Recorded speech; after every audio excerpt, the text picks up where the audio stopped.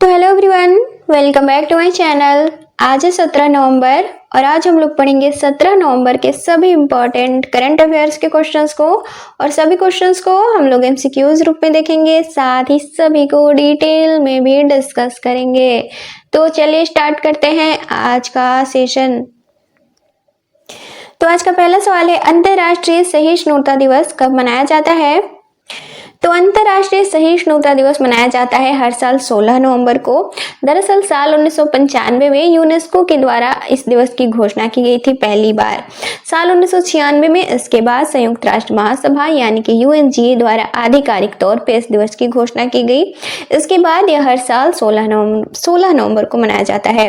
इसका उद्देश्य क्या है? तो वैश्विक स्तर पर बढ़ते असहिष्णुता, साथ ही नस्लवाद, इसके अलावा हिंसा, कट्टरता और साथ ही भेदभाव के खिलाफ जागरूकता बढ़ाना। और अभी तक इसके थीम की घोषणा नहीं की गई है। जब भी इसकी थीम की घोषणा होगी तो हम आगे के अपने क्लास में डिस्कस करेंगे। तो आंसर हो जाएगा ऑप्शन डी, 16 नवंबर। अगला सवाल है, हाल ही में समर्थ पोर्टल का उद्घाटन किसके द्वारा किया गया है? तो दरअसल हाल ही में वित्त मंत्री निर्मला सीतारमण के द्वारा समर्थ पोर्टल को लॉन्च किया गया है। कहाँ पे? तो नागालैंड की राजधानी कोहिमा में। तो अब समर्थ यह है क्या? तो दरअसल इसका पूरा नाम है students advancing mindsets in AI, robotics, technology and digital hardware. इसका उद्देश्य क्या है? तो युवाओं को तकनीकी कौशल सीखने के अवसर प्रदान करना ताकि इनके भविष्य में नौकरी की संभावनाएं बेहतर हो सके। तो आंसर हो जाएगा ऑप्शन ए, निर्मला सीतारमण। अगला सवाल है, हाल ही में पहली जनजातीय खेल समागम का आयोजन कहाँ किया गया है? तो पहला जनजातीय खेल समागम, तो दरअसल हाल ही में इसका आयोजन किया गया था 14 नवंबर को। कहाँ पे? तो लद्दाख के कारगिल जिले में। इसका उद्देश्य क्या है? तो जनजातीय समुदाय से आने वाले युवाओं की प्रतिभाओं को पहचान देना, साथ ही इन्हें एक मंच प्रदान करना। इसमें भागीदारी कितने एथलीटों की रही है? तो 200 से ज्यादा जनजातीय समुदाय के एथलीट्स इसमें भाग लिए थे। अगला सवाल है, खेलो इंडिया यूनिवर्सिटी गेम्स 2025 का शुभंकर क्या है? तो खेलो इंडिया यूनिवर्सिटी गेम्स 2025, तो यहाँ हम पहले जानेंगे खेलो इंडिया यूनिवर्सिटी गेम्स 2025 के बारे में। इसके बाद आगे जानेंगे कि खेलो इंडिया यूनिवर्सिटी गेम्स आखिर है क्या। तो दरअसल साल 2025 में यह इसका 5वां संस्करण होगा। इसका आयोजन किया जाएगा 24 नवंबर से 5 दिसंबर तक। कहाँ पे? तो राजस्थान में, राजस्थान के 7 शहरों में, जो कि है जयपुर, अजमेर, उदयपुर, जोधपुर, बीकानेर, कोटा और भरतपुर। और हाल ही में इसका शुभंकर लॉन्च किया गया है। ये क्या है? तो खम्मा है और घामी है। और इसमें भागीदारी कितने एथलीटों की रहेगी? तो 200 से ज्यादा विश्वविद्यालयों के 5000 से ज्यादा एथलीट्स इसमें भाग लेंगे। और इसमें 23 पदक खेल खेले जाएंगे। इसके अलावा एक प्रदर्शनी खेल जो कि होगा खो खो, ये खेला जाएगा। तो अब खेलो इंडिया यूनिवर्सिटी गेम ये है क्या? तो दरअसल यह खेलो इंडिया पहल का ही एक हिस्सा है। तो खेलो इंडिया पहल, तो दरअसल इसकी शुरुआत की गई थी साल 2018 में। अब खेलो इंडिया यूनिवर्सिटी गेम्स, तो इसकी शुरुआत की गई साल 2020 में। और इसका आयोजन किसके द्वारा करवाया जाता है? तो युवा मामले और साथ ही खेल मंत्रालय द्वारा, इसके अलावा स्पोर्ट अथॉरिटी ऑफ इंडिया द्वारा, साथ ही भारतीय विश्वविद्यालय संघ द्वारा संयुक्त रूप से इसका आयोजन करवाया जाता है। और इसमें भागीदारी कौन से एथलीट इसमें भाग लेते हैं? तो भारतीय विश्वविद्यालयों के अंडर 25 खिलाड़ी इसमें भाग लेते हैं।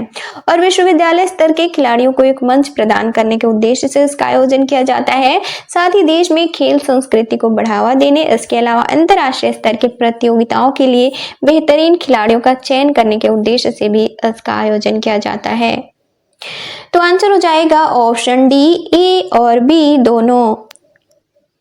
अगला सवाल है, हाल ही में हरियाणा राज्य महिला आयोग के ब्रांड एम्बेसडर के तौर पे किसे नियुक्त किया गया है? तो दरअसल हाल ही में हरियाणा राज्य महिला आयोग की ब्रांड एम्बेसडर के तौर पे नियुक्त की गई है शेफाली वर्मा, जो कि इनकी नियुक्ति प्रभावी होगी 2026 से, यानी कि 2026 से ये हरियाणा राज्य महिला आयोग की ब्रांड एम्बेसडर होंगी। तो अब हरियाणा राज्य महिला आयोग, तो इसकी स्थापना की गई थी 20 दिसंबर 1999 को। इसका मुख्यालय कहाँ है? तो हरियाणा के पंचकुला में। और इसके वर्तमान अध्यक्ष है इसकी रेणु भाटिया। तो आंसर हो जाएगा ऑप्शन बी, शेफाली वर्मा। अगला सवाल है, हाल ही में किस राज्य के कृषि विभाग द्वारा शाश्वत खेती समृद्ध शेतकारी को अपना नारा चुना गया है। तो दरअसल हाल ही में महाराष्ट्र राज्य के कृषि विभाग द्वारा अपना नारा अपनाया गया है। अब ये नारा क्या है? तो शाश्वत शेती समृद्ध शेतकारी, ये मराठी शब्द है। इसका अर्थ है टिकाऊ, शाश्वत टिकाऊ या फिर शाश्वत खेती और समृद्ध किसान। तो अब महाराष्ट्र की राजधानी है मुंबई।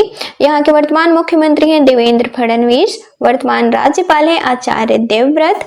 यहाँ पे विधान परिषद की सीट है 78, विधानसभा की सीट है 288। अब महाराष्ट्र अपने सीमा किनसे साझा करता है? तो 6 राज्यों से और साथ ही एक केंद्र शासित प्रदेश, इसके अलावा अरब सागर से अपनी सीमा साझा करता है। तो उत्तर में मध्य प्रदेश से ये राज्य है, उत्तर पश्चिम में गुजरात से ये भी राज्य है, पूर्व में छत्तीसगढ़ से ये भी राज्य है, दक्षिण में कर्नाटक से ये भी राज्य है, दक्षिण पूर्व में तेलंगाना से ये भी राज्य है, दक्षिण पश्चिम में गोवा से ये भी राज्य है। इसके अलावा उत्तर पश्चिम में अपनी सीमा साझा करता है दादरा और नगर हवेली तथा दमन और दीव से, जो कि केंद्र शासित प्रदेश है। इसके अलावा पश्चिम में अपनी सीमा साझा करता है अरब सागर से। तो आंसर हो जाएगा ऑप्शन सी, महाराष्ट्र। अगला सवाल है, हॉकी विश्व कप 2026 की मेजबानी किसके द्वारा की जाएगी? तो हॉकी विश्व कप 2026, तो यहाँ हम सबसे पहले जानेंगे हॉकी विश्व कप 2026 के बारे में। इसके बाद हॉकी विश्व कप को थोड़े और डिटेल में डिस्कस करेंगे। तो हॉकी विश्व कप 2026, तो दरअसल इसका आयोजन किया जाएगा 15 से 30 अगस्त 2026 तक।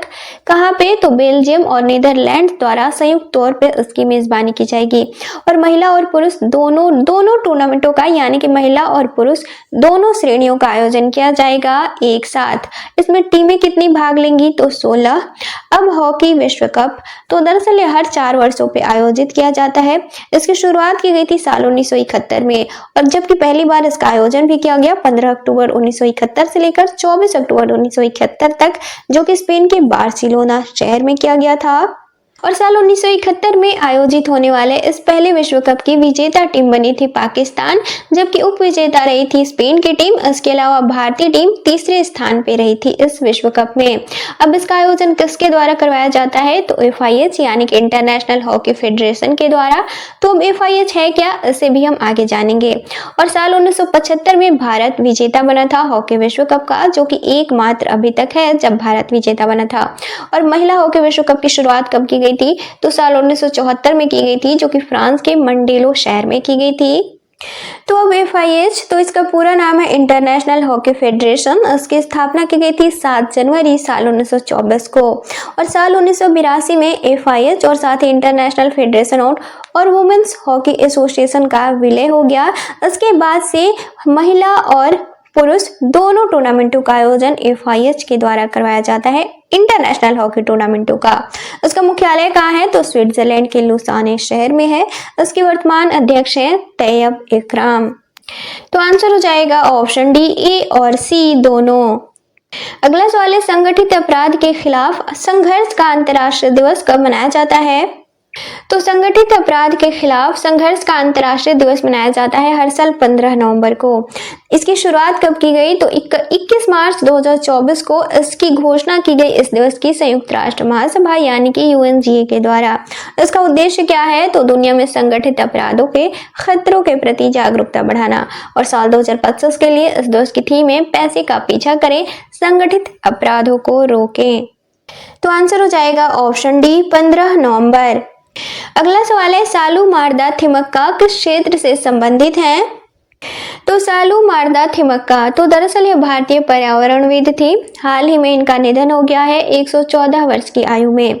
ये 8000 से ज्यादा पेड़ लगाने के लिए जानी जाती हैं। इन्हें साल 2016 में BBC द्वारा दुनिया की 100 प्रभावशाली महिलाओं में शामिल किया गया था। इसके अलावा इन्हें साल 2019 में भारत के चौथे सर्वोच्च नागरिक सम्मान पद्मश्री से भी सम्मानित किया गया था।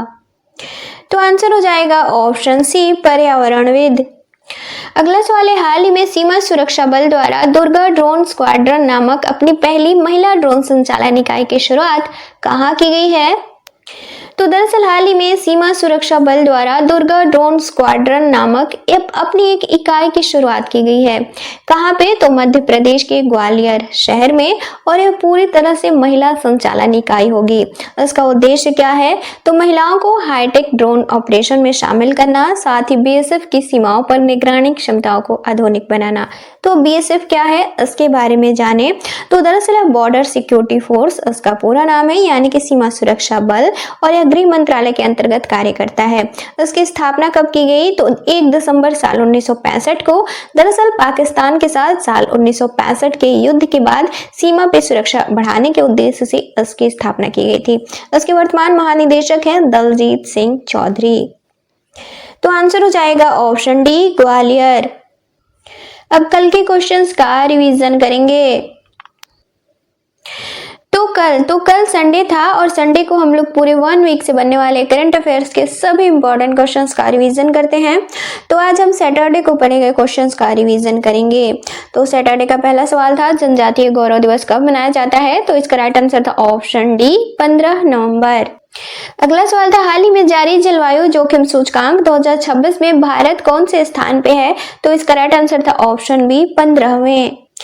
अगला सवाल है, हाल ही में भारत का पहला राज्य कौन सा बना है जिसने राज्य में पूरी तरह से भारत नेट योजना को लागू किया है?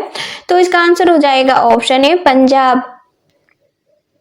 अगला सवाल था, हाल ही में राष्ट्रीय डोपिंग रोधी एजेंसी द्वारा प्रतिबंधित की गई मंजू बाला किस खेल से संबंधित है? तो इसका राइट आंसर था ऑप्शन डी, हैमर थ्रो। अगला सवाल था, हाल ही में किस देश द्वारा अपना पहला स्वदेशी क्वांटम डायमंड माइक्रोस्कोप लॉन्च किया गया है? तो इसका राइट आंसर था ऑप्शन सी, भारत। अगला सवाल था, हाल ही में तुंगबुक और पुमटुंग पुलित नामक पारंपरिक वाद्य यंत्र को जीआई टैग दिया गया है, ये किस राज्य से संबंधित है? तो इसका राइट आंसर था ऑप्शन सी, सिक्किम। अगला सवाल था, झारखंड राज्य का गठन कब किया गया था? तो इसका राइट आंसर था ऑप्शन सी, 15 नवंबर साल 2000। अगला सवाल था, हिंदी के लिए बाल साहित्य पुरस्कार 2025 से किसे सम्मानित किया गया है? तो इसका राइट आंसर था ऑप्शन बी, सुशील शुक्ला। अगला सवाल था, विश्व उपयोगिता दिवस कब मनाया जाता है? तो यहाँ ऑप्शन में नहीं है, लेकिन आंसर हो जाएगा नवंबर के दूसरे गुरुवार को, जो कि साल 2025 में 13 नवंबर को मनाया गया है।